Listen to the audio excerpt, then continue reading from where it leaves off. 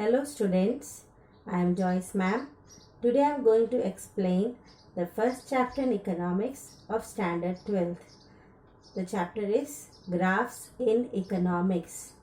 Students, whatever you learned in 11th economics, it's little different what you are going to learn in 12th. So we'll begin with the meaning of economics. So in this chapter, you'll know about the graphs in economics. Graphs are, which you have already learned in your previous classes about graphs, which we can see related to economics in this chapter. So meaning of economics. It is the study of how society uses its limited resources. So whatever resources we have it, so the limited resources which can be used, as we have learned it in your previous class about the factors of production, that is land, labor, capital, entrepreneur. So the entrepreneur is the one who uses these three factors of production, that is land, labor and capital. So these three resources are used in a limited way, which we say it as economics, because economics means trade which is done, and that trade is for earning profit. So for that we say economics as it is the study of how society uses. Society means in a society human beings live, so the people are the one who use these limited resources. So limited resources which we have it in our country, that is used by the people. It deals with the production, consumption of goods and services. So in economics, as I told you earlier, it's a trade for earning profit. So whatever trade a person does, he deals with the production. Production means whatever land if a person uses. So production is done on a piece of land. For example, if we take the person who is cultivating on a piece of land, so he earns money by doing the agriculture work on that piece of land.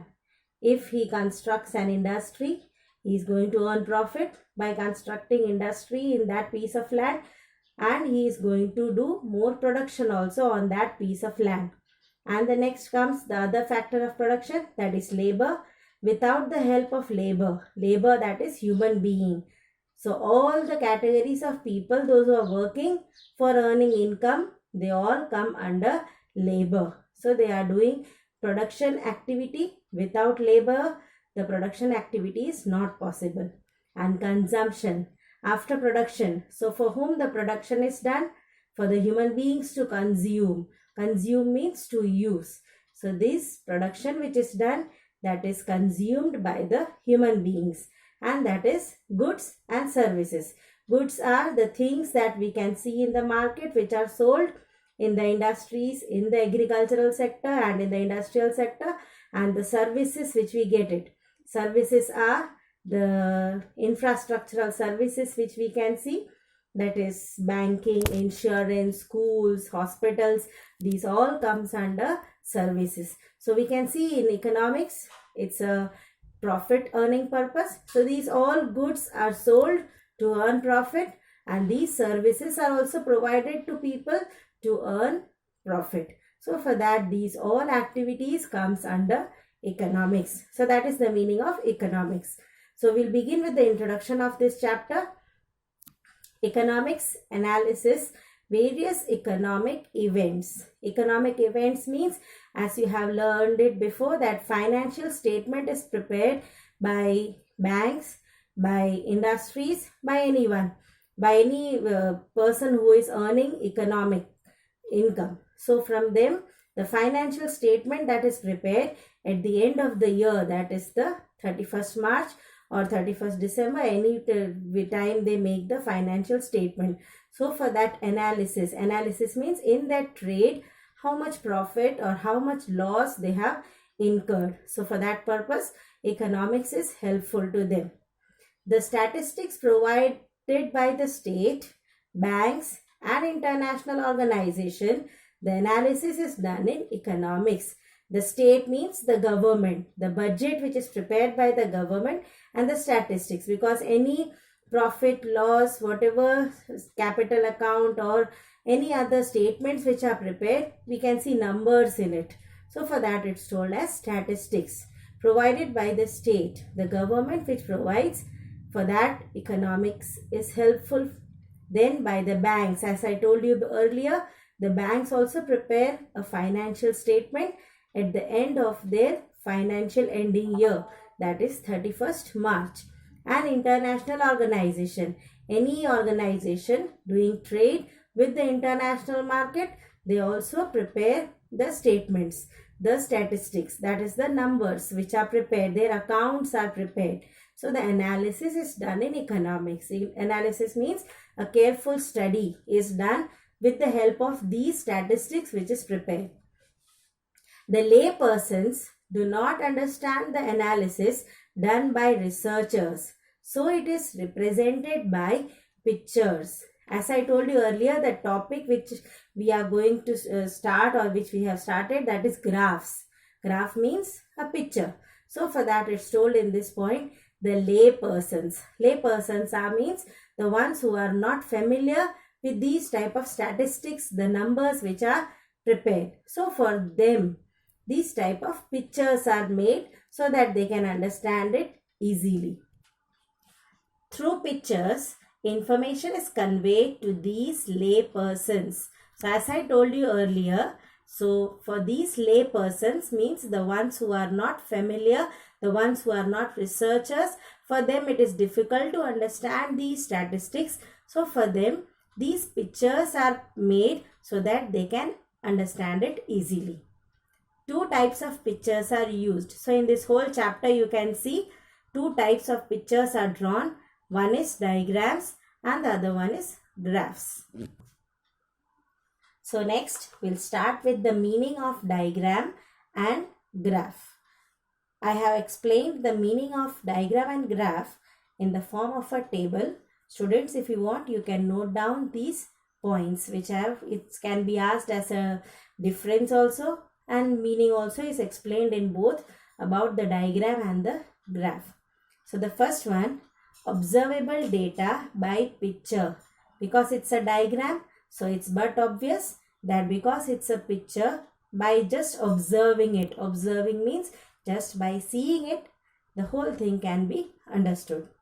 Next, for graph, observable data by picture. This is also the same thing. Graph is also an observable data. It can be just observed and understood that what information they are trying to convey by the picture, which can be either in the form of a diagram or a graph, what they are trying to make us understand. In diagram, the second point, discrete frequency distribution. Discrete means discontinuous. Discontinuous means distinct. It is individually distinct. It is separate. It is made. Students, if you will see on page number 3, table 1.1, you can see the figure is given of discrete frequency distribution. So that's the figure of discontinuous frequency distribution. And the other one for graph, it's continuous frequency distribution. We can see on a graph, on that one graph itself, all the figures are drawn, and with that figures, the whole graph, we can see it on the picture. For that it is told as a continuous frequency distribution. This also you can see on table 1.2 and 1.3 in your textbook. Used by advertising companies for attracting attention, government to provide information of social organization, spread awareness. So these all are the places where diagrams are usually used by them. That is advertising companies for attracting attention. We can see advertising people, they do make different types of pictures. They prepare different types of logos so that it can be more attracted for the people to purchase, and they can do more selling of their products also. Government to provide information. Government also uses these type of diagrams to provide the information to the people. Social organizations spread awareness. So in mass, in group, when they want to spread awareness to people, they also use these type of diagrams. And the graphs, used by researchers and educationists. As I told you before about the lay persons. So diagrams are usually used by the lay persons and graphs are used by the researchers, the economic researchers which are there, the economists. They usually use these type of graphs, and educationists, because thorough knowledge is used to make these type of graphs. Fourth point is self-explanatory data. Means we don't need the help of any others to explain us what the diagram is made. Just by seeing the diagram, a person can easily understand. For that, I told you earlier that lay persons also can easily understand the diagram which is drawn. So for that, it's told as self-explanatory data. Fourth point of graph, not self-explanatory.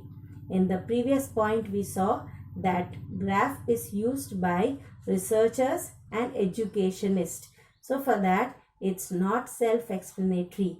We need the help of someone to explain the graph which is drawn by the researchers and the educationist.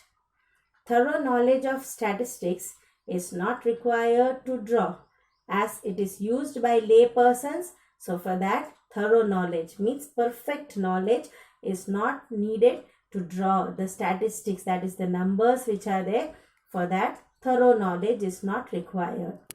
Thorough knowledge of statistics is required. Same as I told you before, it is used by researchers and educationists. So for that purpose, proper knowledge is required to draw the graph. Useful for lay persons. So lay persons usually use these type of pictures, that is diagrams are used by them. Not useful for lay persons. So these graphs are not useful for the lay persons, because in this thorough knowledge is required, as it is used by the researchers and educationists. So it is not useful for the lay persons.